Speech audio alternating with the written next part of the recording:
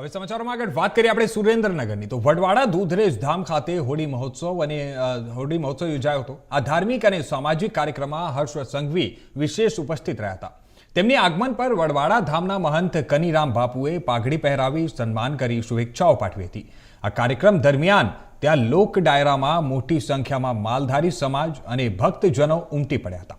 આ પ્રસંગે વડવાડા મંદિર તરફથી નવનિયુક્ત ભારતીય જનતા પાર્ટીના રબારી સમાજના હાર્દિકભાઈ ટમાલિયાને સોનાની ત્યાં પાઘડી પહેરાવી વડવાડા ધામના મહંતે સન્માનિત કરવામાં આવ્યા હતા।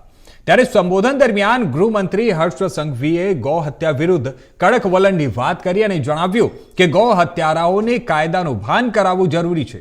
તેમણે યાદ અપાવ્યું કે સૌપ્રથમ વખત વડવાડા ધામ આવ્યા ત્યારે ગૌરક્ષાનો સંકલ્પ લીધો હતો અને આજે પણ તે સંકલ્પ પ્રત્યે પ્રતિબદ્ધ છે।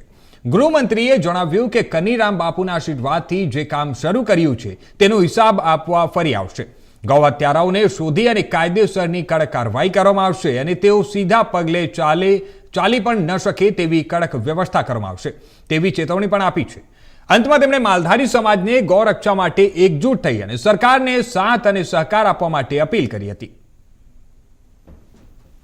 આવતાની સાથે વટ કોનો પડ્યો ભાઈ? કોનો વટ પડ્યો? અને એ હવે વટ મજબૂત પડવો જોઈએ કે નહીં? હજી આગળ વધવાનું છે કે નહીં? તો એ જ આશીર્વાદ મેળવવા માટે હું અને મારા બધા જ ભારતીય જનતા પાર્ટીના સાથીઓ આજે વડવાલા આવ્યા છે। પૂજ્ય કનીરામ બાપુના આશીર્વાદ તો વર્ષોથી અમને સૌને મળ્યા છે અને એ આશીર્વાદથી જ આ બધા લુખ્ખા ટપોરીઓની સામે ખુલ્લી છાતીએ લડી રહ્યો છું। આ અનેક લોકોના પેટમાં દુખે છે, પણ તમારા બધાના આશીર્વાદ હશે તો આ બધાનો તો હું હિસાબ કરીને જ રહીશ।